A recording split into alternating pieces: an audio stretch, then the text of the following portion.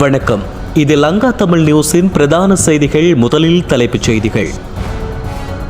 மலசல கூடத்தில் குழந்தையை பெற்று ஜன்னலால் வீசிய மாணவி. தாய் சேய் நலமுடன் உள்ளதாக வைத்தியசாலை தகவல். சமுதித்த சமரவிக்ரம நேர்காணல் செய்த 4 பேர் மரணித்ததை அடுத்து அவருக்கு உயிர் அச்சுறுத்தல், பலப்படுத்தப்பட்டுள்ள பாதுகாப்பு. யாழ் சாவகச்சேரியில் யாழ் தேவி மீது கல்வீச்சு தாக்குதலை மேற்கொண்ட 3 சிறுவர்கள் கைது. ஹட்டன் பேருந்து நிலையத்தில் பயணியின் கழுத்தில் பாய்ந்த கத்தி, சந்தேக நபரை தீவிரமாக தேடி வரும் காவல்துறையினர். சஞ்சீவ கொலையுடன் தொடர்புடைய மேலும் 3 அதிரடியாக கைது. கைதானோரின் எண்ணிக்கை 8ஆக அதிகரிப்பு. இனி தொடர்வது விரிவான செய்திகள். மட்டக்களப்பு போதனா வைத்தியசாலையில் 18 வயதுடைய மாணவியொருவர் மலசல கூடத்தில் குழந்தையினை பிரசவித்து ஜன்னல் வழியாக எறிந்த சம்பவம் பரபரப்பை ஏற்படுத்தியுள்ளது. வீசிய குழந்தை காப்பாற்றப்பட்டு சிகிச்சை அளிக்கப்பட்டு வரும் நிலையில் குறித்த குழந்தையின் தாயான மாணவி கைது செய்யப்பட்டார்.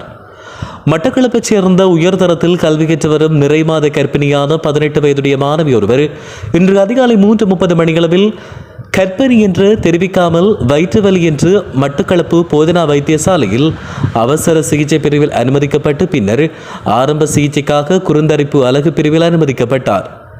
குறித்த சிறுமியை வைத்தியர்கள் சரியான முறையில் சோதனையிடாமல் அவரின் சிறுநீரை எடுத்து சோதனையிட்டு வயிற்று வலிக்கான ஊசி மூலமாக வலி நிவாரண மருந்து கொடுத்துள்ளனர்.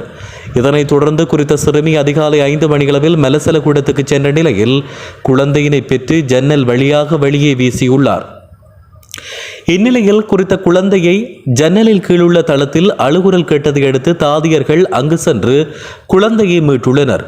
இதையடுத்து குறித்த குழந்தை அதிதீவிர சிகிச்சை பிரிவில் சிகிச்சை அளிக்கப்பட்டு வருவதோடு குறித்த தாய்க்கும் சிகிச்சை அளிக்கப்பட்டு வருவதாக காவல்துறையினரின் ஆரம்பகட்ட விசாரணையில் தெரிய வந்துள்ளது.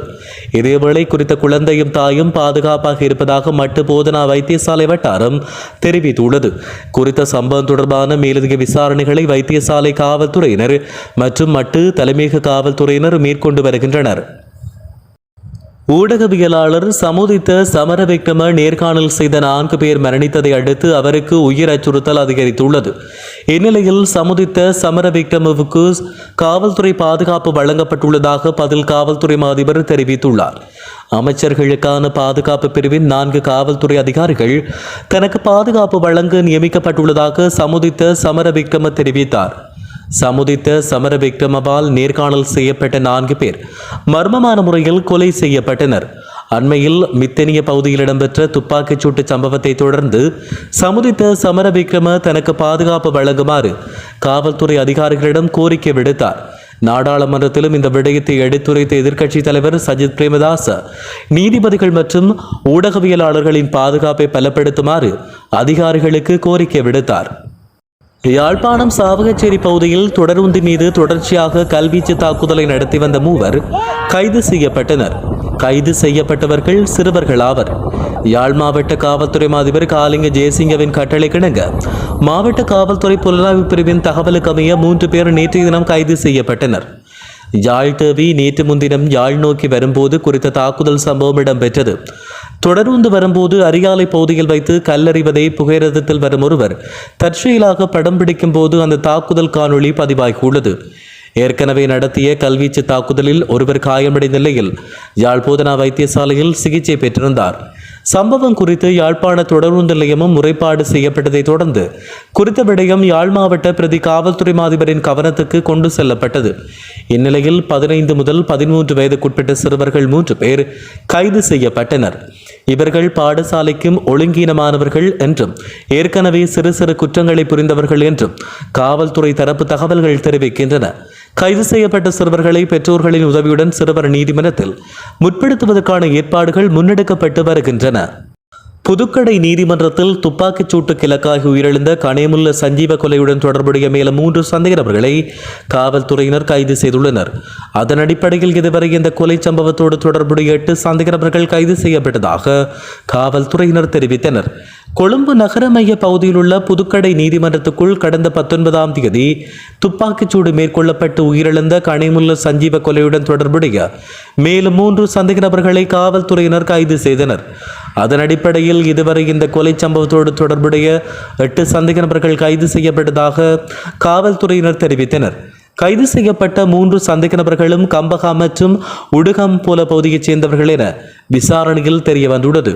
குறித்த கொலைக்கு பயன்படுத்தப்பட்ட துப்பாக்கியை வைத்திருந்ததற்காகவும் துப்பாக்கிச்சூடு மேற்கொள்ளப்பட்டதற்கு முதல் நாள் துப்பாக்கிச்சூடு நடத்தியவருக்கு துப்பாக்கியை வழங்கியதற்காகவும் கம்பகா மல்வத்த வீதி அஸ்கிரிய பகுதியைச் சேர்ந்த 22 வயதுடைய தமிந்து லக்ஷான் என்கின்ற சந்தேக நபர் கைது செய்யப்பட்டார். அத்துடன் துப்பாக்கிச்சூடு நடத்தியவரையும் மற்றைய சந்தேக நபரையும் முச்சக்கர வண்டியில் ஏற்றிச் சென்று தப்பிச் செல்வதற்கு உதவியதற்காக தமித் அஞ்சன நயனஜித் என்கின்ற 25 வயதுடைய நபரும் உடுகம் போல அஸ்கிரிய போல பகுதியைச் சேர்ந்த 19 வயது சாமோத் கிம்கான் என்கின்ற இளைஞரும் காவல்துறையால் கைது செய்யப்பட்டுள்ளனர். மெத்தனிய துப்பாக்கிச் சூட்டுடன் தொடர்புடைய மற்றொரு சந்தேக நபர் கைது செய்யப்பட்டுள்ளதாக காவல்துறையினர் தெரிவித்தனர்.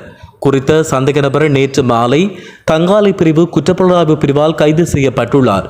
கைது செய்யப்பட்ட சந்தேக நபர் 29 வயதான தெலம்புயாய பெகந்தலாவ பகுதியைச் சேர்ந்தவர் என்று தெரிய வந்துள்ளது. கடந்த 18ஆம் தேதி செவ்வாய்க்கிழமை இடம்பெற்ற துப்பாக்கிச் சூட்டில் அருண விதான கமகே என்பவரும் அவரின் 2 பிள்ளைகளும் உயிரிழந்துள்ளனர். இந்த துப்பாக்கிச் சூட்டு சம்பவம் தொடர்பில் இதுவரையில் 5 சந்தேக நபர்கள் கைது செய்யப்பட்டதாக காவல்துறை தெரிவித்துள்ளது. மேலும் குறித்த சம்பவம் தொடர்பான மேலதிக விசாரணைகளை மித்தனிய காவல்துறையினர் மேற்கொண்டு வருகின்றனர். ஹட்டன் தனியார் பேருந்து நிலையத்தில் கூறிய ஆயுதத்தால் பயணியின் கழுத்தில் தாக்கிய சந்தேக நபரை கைது செய்ய காவல்துறையினர் நடவடிக்கை எடுத்துள்ளனர்.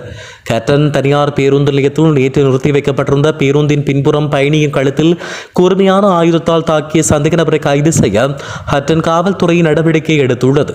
காயமுற்ற நபர் ஹட்டன் டிகோயா லெதண்டி தோட்டத்தைச் சேர்ந்த 27 வயதுடையவர் என்றும் காயமடைந்த நபர் வீட்டுக்கு செல்வதற்காக பேருந்து நிறுத்தத்துக்கு வந்தபோது இந்த தாக்குதல் இடம்பெற்றதாக விசாரணையில் தெரிய வந்துள்ளது. இரத்தம் அதிகமாக வெளியேறியதன் காரணமாக காயமுற்ற நபர் முச்சக்கர வண்டியில் கிழங்கன் ஆதார வைத்தியசாலைக்கு கொண்டு செல்லப்பட்டு மேலதிக சிகிச்சைகளுக்காக பேராதனை போதனா வைத்தியசாலைக்கு மாற்றப்பட்டுள்ளார். காயமடைந்த நபர் தன்னை கூர்மையான ஆயுதத்தால் தாக்கிய நபரை தனக்கு தெரியாதென்றும் எதற்காக அவர் தாக்கினார் என்று தெரியவில்லை என்றும் காவல்துறையிடம் தெரிவித்துள்ளார். குறித்த சம்பவம் தொடர்பான மேலதிக விசாரணைகளை ஹட்டன் காவல்துறையினர் மேற்கொண்டு வருவதாக தெரிவிக்கப்பட்டுள்ளது. இத்துடன் லங்கா தமிழ் நியூஸின் பிரதான செய்திகள் நிறைவு பெற்றன. உடனுக்குடன் செய்திகளை அறிந்து கொள்ள லங்கா தமிழ் நியூஸுடன் இணைந்திருங்கள். வணக்கம்.